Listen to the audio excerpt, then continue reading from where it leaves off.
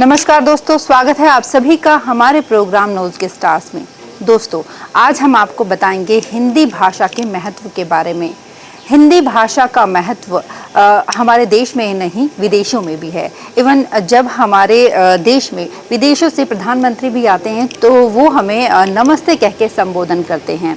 तो आज हमारे साथ हैं टीजीटी मनदीप नागपाल मैम, जो हमें बताएंगी हिंदी भाषा के महत्व के बारे में और करेंगे हिंदी विषय पर चर्चा। तो मैम, सबसे पहले आपका बहुत बहुत स्वागत है हमारे कार्यक्रम में। धन्यवाद मैम। मैम, आपकी नज़र में हिंदी भाषा है क्या चीज़? इसकी इम्पोर्टेंस क्या है, महत्व क्या है इसका?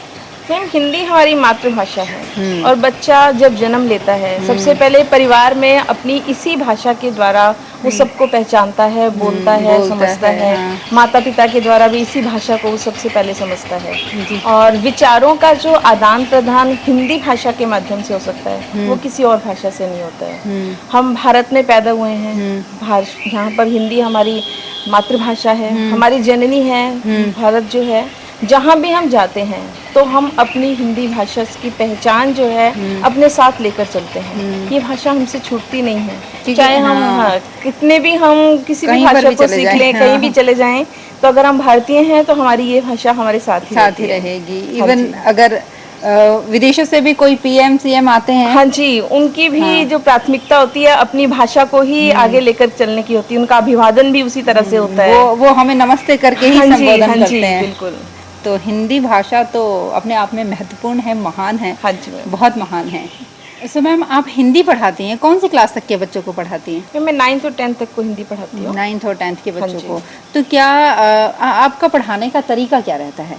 मैम, सबसे पहले तो देखो, जो भी हम पढ़ाते हैं बच्चों को, जो भी चैप्टर कराना है पहले उसकी समरी बता दी जाती है, ताकि बच्चों को पता चल जाए कि आखिर हम पढ़ने क्या जा रहे हैं। फिर उसके बाद जब पढ़ाते समय उसके अंदर जो शब्द आते हैं, मुश्किल शब्द आते हैं, उनको इजी वे में करके बताया जाता है। बहुत से शब्द जो समझ में नहीं आते हैं तो बच्चों को इजी से इजी तरीके से बताया जाता है कि बच्चे उसको समझ सकें। फिर कोई भी जैसे बात चल रही होती है, कोई पाठ ऐसा होता है, उससे संबंधित जो भी बात आ जाती है कुछ और, वो बच्चों को साथ साथ बताई जाती है। तो बच्चे उसको थोड़ा और इंटरेस्ट लेते हैं। और कई बार यूँ लगता है कि थोड़ा बोरियत हो गई है, तो चैप्टर को छोड़ करके थोड़ी सी अलग बात कर ली जाती है, थोड़ा हल्का फुल्का माहौल क्लास का बनाया जाता है।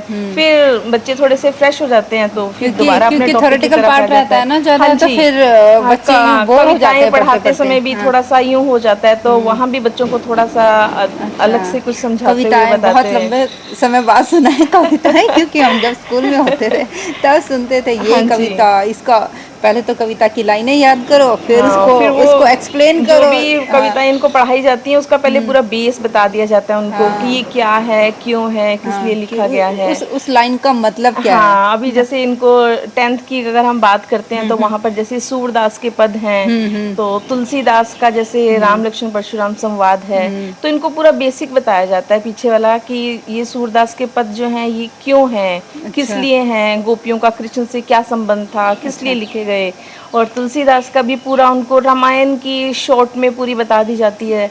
तो बच्चों को भी थोड़ा सा पढ़ने में इंटरेस्ट आता है। फिर उनको ये चीज पूछी जाती है कि आप लोगों ने टीवी सीरियल्स में ये चीजें देखी हैं, तो बच्चों को ना वो चीजें चला था रिकॉल हो जाती हैं वो चीजें बच्चों को, तो उनको थोड़ा इंटरेस्ट आता है। आपका कोई, आप कविताएं पढ़ाती हैं, आपका कोई वो फेवरेट लाइन रही होगी जो आप बच्चों को हमेशा, क्योंकि ना एक बच्चों को मोटिवेट करने के लिए ना 2-3 लाइनें होती है जो टीचर्स हमेशा बोलते हैं, तो आप क्या ऐसी लाइनें कुछ बच्चों को बताती हैं या आपकी कोई फेवरेट लाइन रही हो कविता? जैसे सूरदास के पद के अंदर इनको जो सबसे ज्यादा कृष्ण की जो बात जब चलती है तो उसके अंदर जो गोपियां कृष्ण को ये कहती हैं कि अबला हम भोरी गुड़ चाटी जो पागी, कि हम कृष्ण के प्रेम में वैसी डूबी हुई हैं जैसे चींटियां गुड़ के साथ लिपटी रहती हैं। तो ये बातें जो हैं बच्चे भी सुनते हैं, उन्हें लगता है कि हाँ, जो कृष्ण हैं उनका गोपियों के प्रति और गोपियों का कृष्ण के प्रति किस तरह का स्नेह उस समय रहा होगा। तो इस तरह से उनको अच्छा लगता है आपको बहुत। मैम, क्या हिंदी में भी बच्चों के डाउट्स रहते हैं जो फ़ोन पर आपको कॉल करके वो क्लियर करते हैं? क्या हिंदी में भी रहते हैं इस तरह यस के? मैम, बच्चों को बहुत डाउट रहते हैं क्योंकि ये लैंग्वेज जो है ना हिंदी, मैम ये इंग्लिश मीडियम स्कूल में ना थोड़ी अपने आप में डिफरेंट हो जाती है। बच्चे साइंस पढ़ते हैं, मैथ्स पढ़ते हैं, एसएसटी पढ़ते हैं, सब कुछ वो इंग्लिश में पढ़ते हैं। हिंदी एक अकेला सब्जेक्ट रह जाता है और बच्चों को यूँ लगता है कि हमने इसको रीड कर लिया और हमें आ गया। लेकिन जब तक वो उसको लिखते नहीं है, थॉरली चैप्टर को रीड नहीं करते हैं, तो वो चैप्टर के अंदर तक नहीं जा पाते, उन्हें समझ नहीं आती है बात। तो उनको पहले तो पूरे चैप्टर को थॉरली पढ़ाया जाता है कि एनसीईआरटी का चैप्टर आपने लाइन टू लाइन कर लिया तो इसके बाहर और कुछ भी नहीं है। फिर टेक्सचुअल क्वेश्चन सारे लर्न करा दिए जाते हैं। उसके बाद उनको इंटरनल क्वेश्चन जैसे चैप्टर पढ़ाते हुए हर पैराग्राफ के साथ साथ बता दिया जाता है यहाँ पे ये क्वेश्चन बनेगा, यहाँ पे ये क्वेश्चन बनेगा। तो बच्चा जब चैप्टर को रीड करता है ना तो उसको वो सारा का सारा पता चल जाता है कि ये मेरे यहाँ पर क्वेश्चन बन रहे हैं। फिर बात आती है टेस्ट की। जितने टेस्ट लिए जाते हैं बच्चे उतने ही परफेक्ट होते हैं, क्योंकि बिना रिटन टेस्ट के लैंग्वेज के अंदर स्पेशली हिंदी में आप सोच ही नहीं सकते कि बच्चा परफेक्ट हो जाएगा।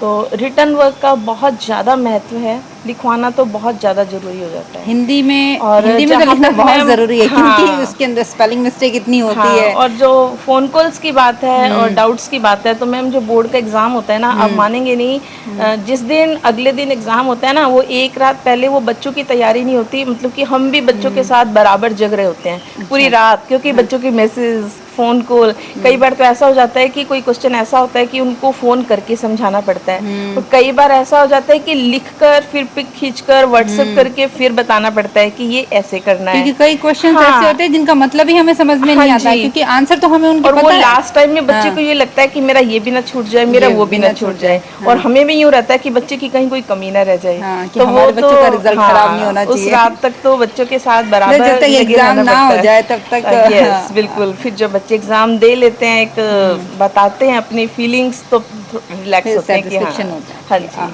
ठीक है, बच्चे अच्छा एग्जाम करके आए। अच्छा, बच्चे जब टेस्ट देते हैं क्लास में, आप बोलते हैं वीकली टेस्ट होते हैं या जैसे भी टेस्ट होते हैं, तो उसके अंदर बच्चे मोस्टली क्या मिस्टेक करते हैं? मैम स्पेलिंग एरर्स ज़्यादा होती है बच्चों की, बस वो लिखने की प्रैक्टिस की ही कमी रह जाती है, स्पेलिंग एरर्स ज़्यादा होती है। लेकिन अब तो जैसे काफ़ी बच्चों ने इम्प्रूव किया भी है पहले से, और लास्ट जब एग्ज़ाम आते आते तक तो बच्चों की बहुत बहुत कम मिस्टेक रह जाती है। वो इतना प्रैक्टिस कर चुके होते हैं, क्योंकि सर ने शेड्यूल ही इतना बना रखा है, वीकली टेस्ट, फिर मिड टेस्ट, फिर उसके बाद इनके स्प्लिट्स आ जाते हैं, फिर प्री बोर्ड आ जाते हैं। मतलब पूरे साल बच्चे एग्जाम के लिए रेडी, फिर एग्जाम के लिए कुछ बचता नहीं है, कुछ बचता नहीं है, कोई फेयर नहीं रहता। मोस्टली यूँ होता है कि लास्ट टाइम तक आते आते ना बच्चों को पूरा सिलेबस, हर चीज टिप्स पे हो जाती है, इसमें ये है, इसमें ये है, तो इतनी प्रॉब्लम नहीं होती है बच्चों को। बस डाउट्स तो देखो मैम, कोई भी चीज़ है उसके चलते ही रहते हैं। हाँ, चलते रहते, क्योंकि ये कर लिया फिर वो डाउट रह गया, फिर वो डाउट रह गया, वो तो रहता ही है। लेकिन एट द एंड रिजल्ट कैसा रहता है आपकी क्लास का? मैम अब तक तो अच्छा ही आया है। अच्छा, आपने नोज़गी कब ज्वाइन किया? मैम मैंने नोज़गी हो गए 25 ईयर्स। 25 ईयर्स, मतलब आपने कब ज्वाइन किया होगा? मैम 98 के करीब किया था। 98 के करीब, मतलब इतना लंबा सफ़र। हाँ जी। कैसा रहा आपका ये सफ़र, सुहाना सफ़र? यस मैम, सुहाना सफ़र, बहुत कुछ सीखा और अभी भी सीख रहे हैं। और सर का वो इतना अधिक सहयोग देने का भाव, मतलब कि कोई ऐसी स्थिति नहीं आई जब सर ने आगे बढ़ कर के कभी यूँ हिम्मत ना छोड़ी हो, हम लोगों को साथ लेकर के ना चले हो। मोटिवेट बहुत मोटिवेट करते हैं सबको, बहुत, मतलब सर की नजरों से कुछ नहीं छूटता। करते हैं। नजर उनकी इतनी पारखी है ना मैम, आप अंदाजा नहीं लगा सकते। मैंने लगा लिया मैम अंदाजा। तो आपका सफर कैसा रहा, उस सफर के बारे में बताइए। मैम सफर बहुत अच्छा रहा, बच्चों से बड़ा प्रेम मिला, और अभी तक बच्चे बहुत जुड़े हुए हैं, पास आउट करके भी। अच्छा, अभी भी मतलब 12th पास आउट करने के बाद भी कुछ बच्चे हैं जो आपसे जुड़े हुए हैं? बच्चों की शादियां हो गई हैं आगे, उनके बच्चे भी हो गए हैं, अभी भी जुड़े हुए हैं। जिस स्पेशल ओकेजन पे, जैसे बर्थडे विशेस आती हैं उनकी, न्यू ईयर विशेस आती हैं, दिवाली विशेस आती हैं, अच्छा लगता और मुझे भी ना इंतजार रहता है कि इन बच्चों के तो मैसेज आएंगे। और जैसे ये इनका चिल्ड्रन डे आता है, तो मैं भी बच्चों को, उनको अभी भी मैसेज करती हूँ। तो ये बहुत बड़ी बात हो जाती है। हाँ जी मैम, कि हमने बच्चों को पढ़ाया और वहाँ तक पहुँचे, और वो हमसे अब तक जुड़े हुए हैं। वो एक दिल का कनेक्शन हो जाता है। देखा जाए ना, तो एक जो टीचर होता है ना, उसकी वास्तविक पूंजी यही है कि उसने अपने जिन बच्चों को पढ़ाया है ना, वो अभी भी दिल से उससे जुड़े हुए हैं, उसका आभार व्यक्त करते हैं। सबसे बड़ी, यस मैम। है ना? सेटिस्फेक्शन है अपनी जॉब से कि जो चाहिए था वो मिला है। मैम नोज़गे में आपको सबसे अच्छा क्या लगता है?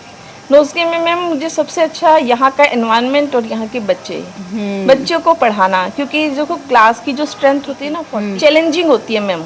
हर तरह के बच्चे होते हैं, हाँ, हर है ना? तरह के बच्चे। उनके मनोभावों को समझना, फिर उस बच्चे के स्तर तक पहुँचना और बच्चों को पढ़ा लेना, ये सबसे बड़ी बात होती मतलब है। आपके नज़र में हर एक बच्चा रहता है Yes, कि ma'am. कौन बच्चा कहाँ पर वीक हो रहा है, और कहाँ क्या पर ठीक उसकी है। कितनी इम्प्रूवमेंट चाहिए और कितना उसको करवाना है और वो कितना कर सकता है, ये चीज़ जो होती है ना, ये सबसे बड़ी होती है। मैम ये टीचर के लिए बहुत इम्पोर्टेंट हो जाता है कि हमारी क्लास का हर एक बच्चे का लेवल एकदम यस, हाईएस्ट हो, हाँ जी। है ना, कोई भी कम ना रहे।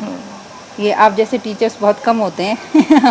नहीं Thank you, मैम, ma'am, आप नोज़गे में हैं, नोज़गे thank में ना you. मैम, यहाँ पर आप देखेंगे आपको सभी टीचर इतने ही डेडिकेटेड मिलेंगे मैम। कोई पर्सन यहाँ ऐसा नहीं है जो अपने काम के लिए डेडिकेटेड ना हो। वो बस बच्चों से एक हाँ। जुड़ाव होता है, वो एक अलग चीज़ होती है। वो बहुत अच्छी चीज़ है ma'am. Thank you so much ma'am, आप हमारे इस प्रोग्राम में आए, आपने हिंदी के महत्व के बारे में बताया, आपने बताया कि किस तरह से आप बच्चों को पढ़ाते हैं, एग्ज़ाम टाइम में उनके डाउट्स किस तरह से क्लियर करते हैं और आपकी क्लास के बच्चों का रिजल्ट क्या रहता है। Thank you so much ma'am, thank you. Thank you ma'am, thank you so much.